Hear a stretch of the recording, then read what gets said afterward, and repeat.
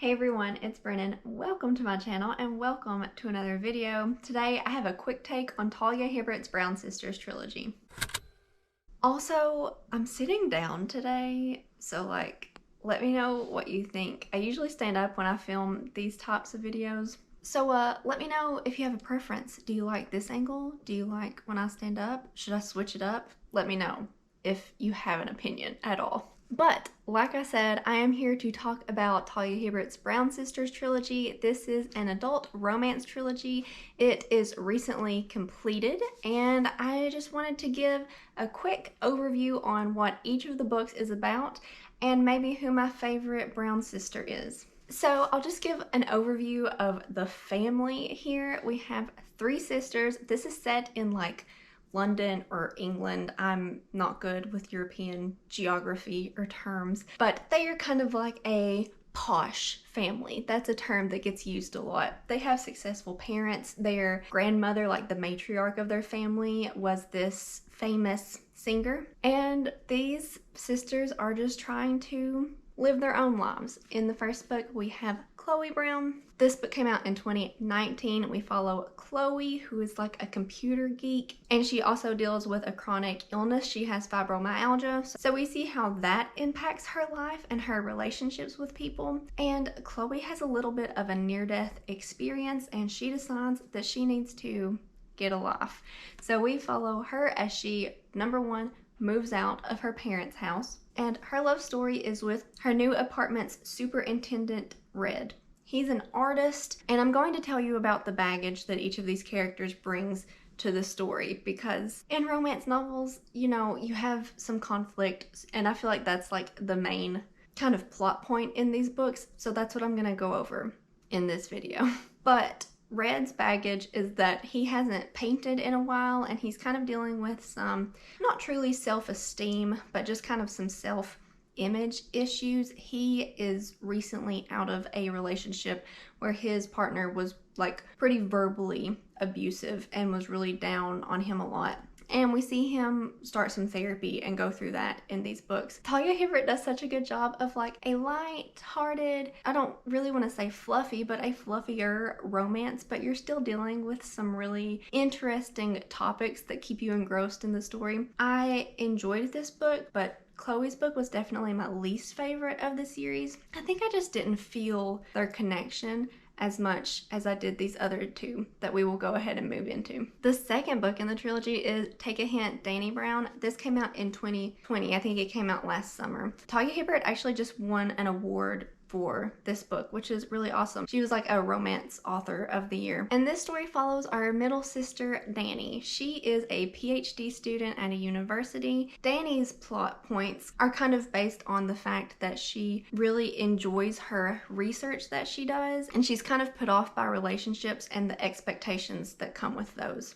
And so Dani likes to instead have friends with benefits. So she gets into a little bit of a situation with Zafir, and he is a security guard in one of the buildings where she teaches, and the building has it's not a fire alarm, it's like a gas alarm or something, and it's just a test, but then it goes wrong, and then there's a viral video of Zaf carrying Dani out of the building, and then they kind of do some fake dating to bring publicity to a nonprofit that Zaf works with.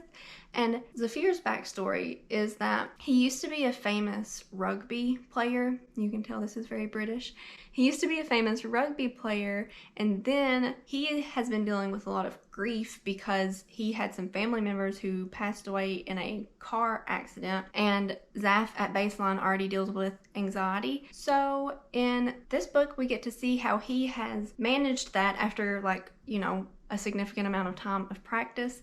And he is like a romantic. He likes to listen to romance novels at work.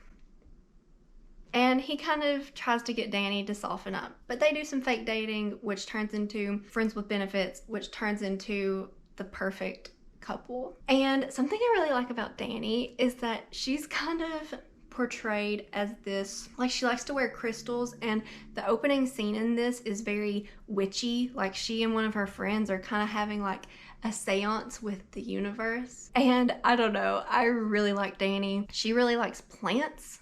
and I really like plants. And I gave this book 5 stars. I enjoyed it so much. It was steamy. All these books are steamy. This one was probably the steamiest. And was it my favorite? We'll talk about that at the end. The third and final book in this trilogy is Act Your Age, Eve Brown. This follows Eve. She's the baby sister. She kind of plays that role in their family as the one who's always trying something new. She can't really settle down with a job or anything in particular that she really likes. The only thing in particular that she really likes is music and graphic t-shirts. And I love those aspects being added to this. She's like constantly listening to music. You can see on the cover, it's got some nice music notes there. But Eve's parents, all of their parents, they all have the same parents. Eve's parents have finally had enough and they cut off her trust, because that's the kind of girls that these are. They cut off her trust for like a year and she has to go find a job, find something to do. So while Eve is kind of driving aimlessly about, she stumbles upon this bed and breakfast. And what do you know? This bed and breakfast is conducting interviews for a new chef. So Eve just walks in and she meets Jacob, who runs this inn. And the plot and like aspect that gets focused on in this book is autism spectrum disorder. So Jacob has autism. They address that like from the very beginning. He is more like mainly no nonsense, but also has like an amazing witty sense of humor. But even though he really doesn't want to hire Eve, he is desperate. There is like a gingerbread festival about to happen in this really quaint little town. The setting in this one is super, super cute. So he gives Eve a shot and they kind of bite at each other a little bit, but you know, they end up falling in love. But Eve's kind of personal things that she has going on is that she's always like the one left out in friend groups. Like she always feels like she's trying harder and putting more into her friendships than her friends are. So she just kind of hops around from friends and from jobs. And in this book, she maybe kind of finds what her true interests are and something she can really see herself doing. I don't really want to say that she settles down, but she just finds meaning in her life. This book is really good. This is another one I gave 5 stars, but I liked it a little bit less than Danny's book, but still, this was a great time. And all of these books are just so funny. There's so much good banter and good humor.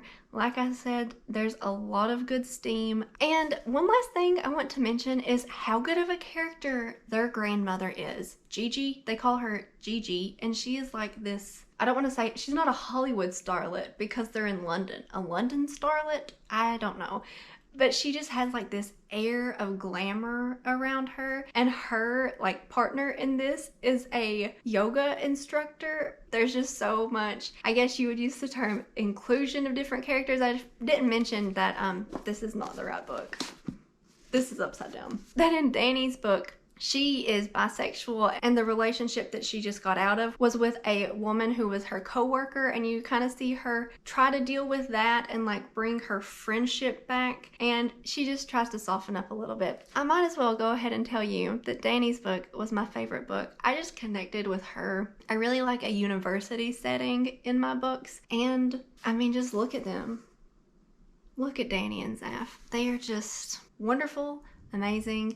The series is very, very good. I would recommend it if you like romance. I would recommend it if you are interested in romance and aren't really sure where to start, especially if you're interested in steamy romances and want to, I don't know, dabble in that realm. That's the realm that I exist in. But thank you for watching this video. Give it a thumbs up if you enjoyed it. Let me know if you have read this series, what your favorite book was. Let me know what your favorite brown sister was. And subscribe to my channel if you haven't already. I appreciate everyone who takes the time to hit that subscribe button. I've had such a fun time making videos.